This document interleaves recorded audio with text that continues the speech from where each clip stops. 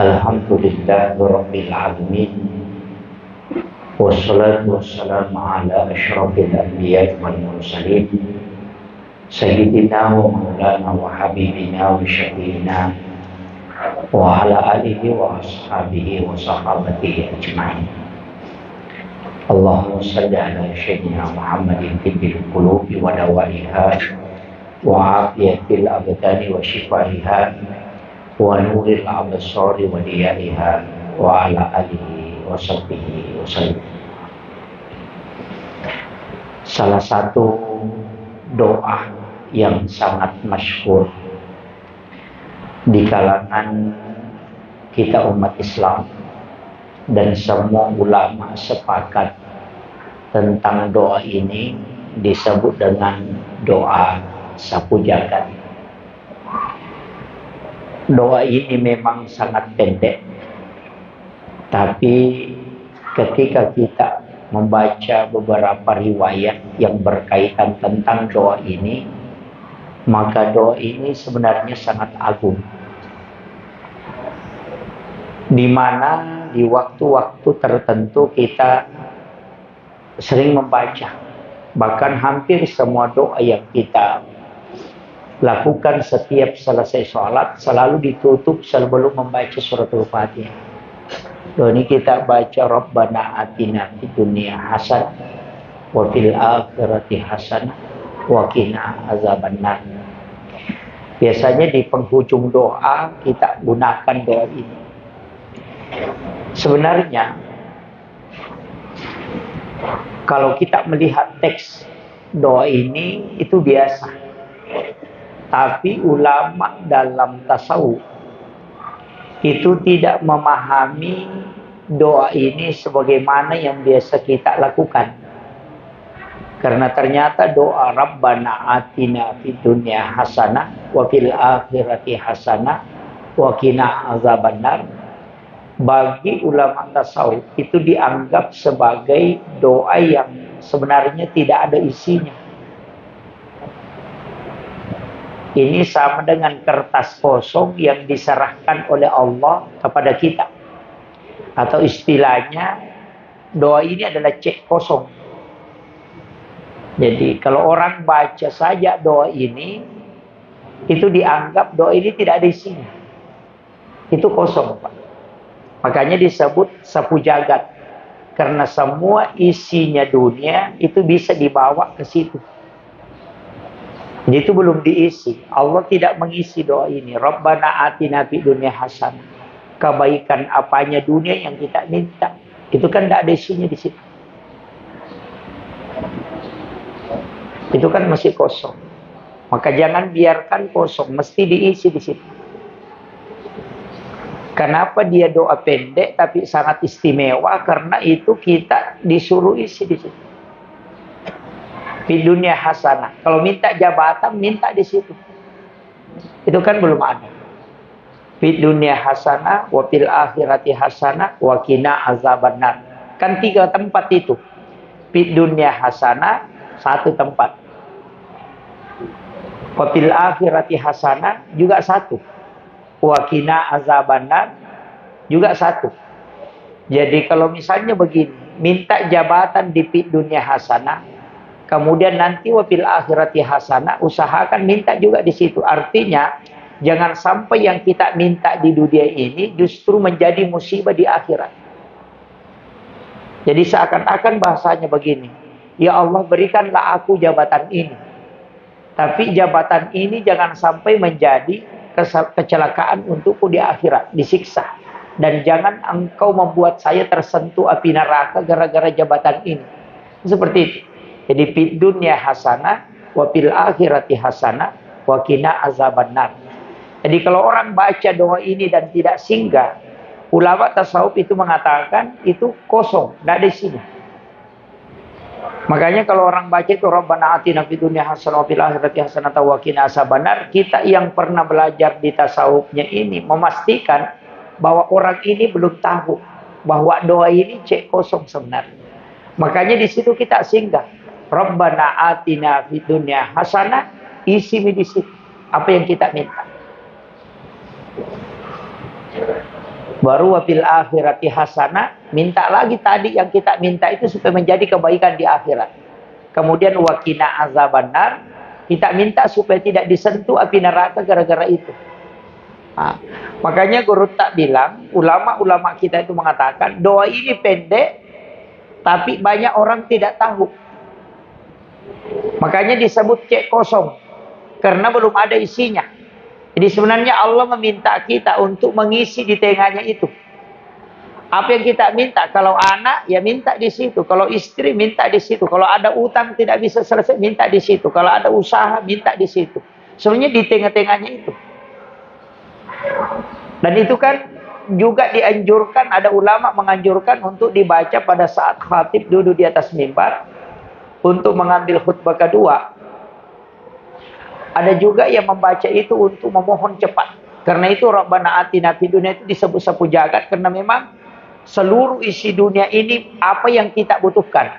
Tapi tidak boleh dua diminta, cuma satu. Jadi kalau jabatan di awal, mesti juga jabatan yang kita minta itu supaya tidak celaka. Karena ada orang dikasih, Pak, di dunia, di akhirat nanti disiksa gara-gara itu. Karena nikmat dengan istidraj itu beda tipis. Semua pemberian. Nikmat juga itu pemberian. Istidraj juga pemberian. Cuma kalau rezeki itu diberikan untuk supaya lebih dekat kita dengan Allah. Tapi kalau istidraj itu pemberian yang membuat kita semakin jauh dari Allah. Maka jangan pernah katakan kalau kita punya mobil mengatakan ini bertambah nikmat diberikan oleh Allah. Belum tentu. Boleh jadi itu musibah, Pak. Ketika punya mobil justru sombong. Ketika punya mobil justru dia lalai dari sholat. Sebenarnya bukan rezeki itu, tapi itu adalah istidraj. Pemberian yang diberikan oleh Allah, tapi kita semakin jauh dari Allah. Jadi jangan lihat bahwa ini nikmat. Tidak, belum tentu. Jadi kita harus lihat akhirnya. Makanya selalu Rasul mengatakan, ada hikmah. Hikmah itu sebenarnya rahasia yang ada dalam pemberian itu.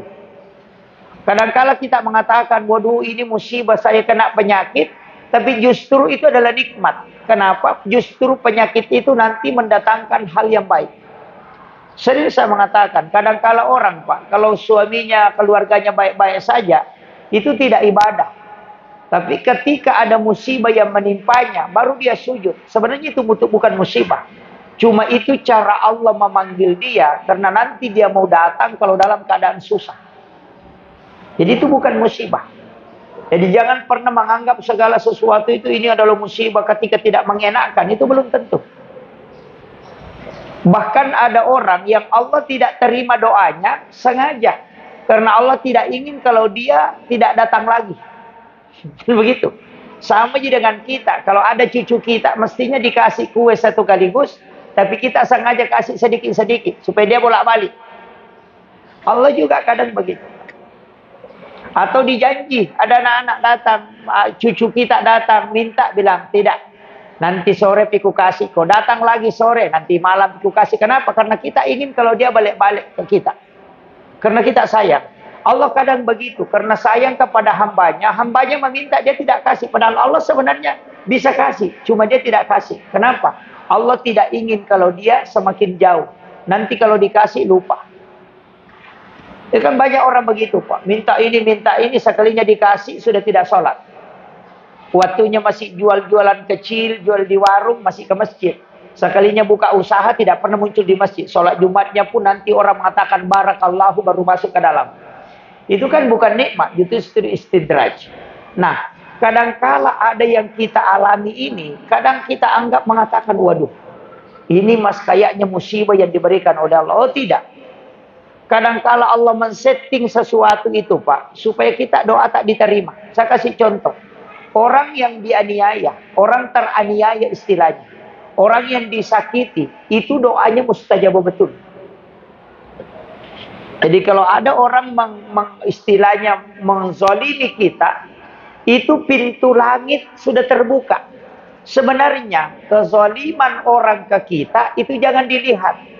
Sebenarnya itu fasilitas Allah supaya kita berdoa. Karena kalau tidak dizalimi, doa tidak bisa tembus.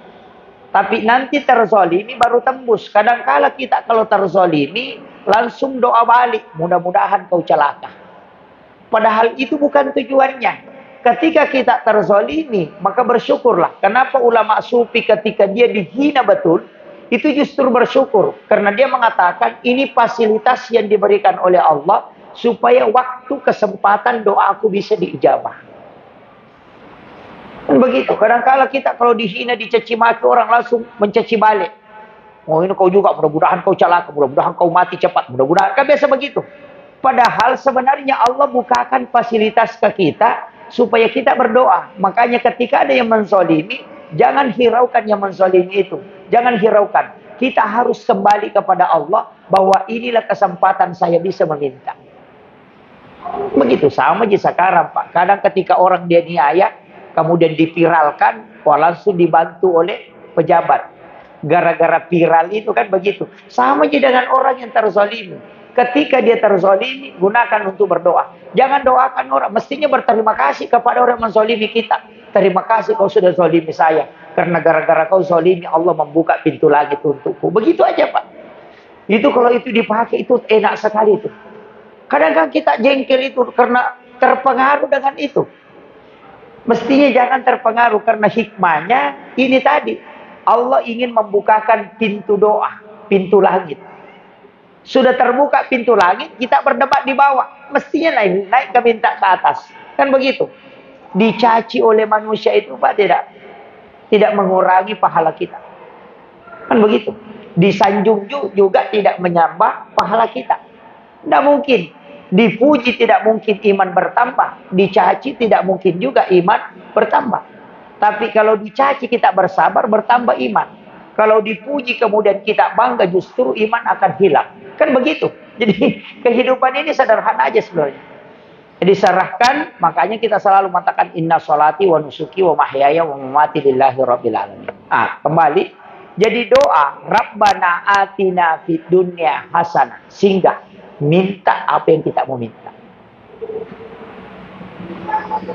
Baru wafil akhirati hasanah, singgah lagi. Yang kita minta tadi di dunia hasanah, minta supaya menjadi kebaikan di akhirat. Wakina azabannar, minta lagi, jangan engkau membuat saya tersentuh ya Allah dengan api neraka gara-gara ini yang saya minta. Malah kalau Allah tidak kasih, berarti itu untuk menyelamatkan kita. Karena mungkin kalau dikasih kita jadi masalah. Kan begitu. Jadi itu doanya pendek. Makanya kalau baca itu sebenarnya singgah. Rabbana atina fid dunya hasanah wa fil akhirati hasanah wa qina azabannar. Itu singgah. Kalau orang baca terus itu Rabbana atina fid dunya hasanah wa fil akhirati hasanah wa qina azabannar. Ulama kita mengatakan oh itu kosong Pak, tidak ada isinya. Itu kan cek kosong yang mesti diisi. Nah, ini yang penting kita, itu doa sapu jagat. Dan itu dibaca pada waktu-waktu mepet saja. Bahkan saya dapat satu riwayat, ketika orang berhubungan badan, ketika wanita istri melipat kedua tangannya, kemudian suami meletakkan tangan kiri di lantai, kemudian dia angkat tangannya, kemudian dia tarik napasnya sedikit, kemudian dia tahan, kemudian berdoa. Karena di situ doa mustajabah. Pada saat diberikan kenikmatan. Tapi susah memang. Banyak orang lalai di situ. Ketika mampu baca itu, Rabbana atina fid dunya hasanah. Minta di situ. Dari situ ulama kita mengatakan, oh apa memang yang kau bikin? Kalau insinyur yang kau bikin, yang insinyur akan jadi. Kalau bupati yang kau bikin, bupati yang akan jadi. Dia makanya orang Bugis mengatakan, oh memang natangana du'i mokibua. Artinya buat memang dia dalam keadaan kaya. Itu sebenarnya intinya. Akhirul kalam wallahul muwaffiq ila aqwamit thoriq. Assalamualaikum warahmatullahi wabarakatuh.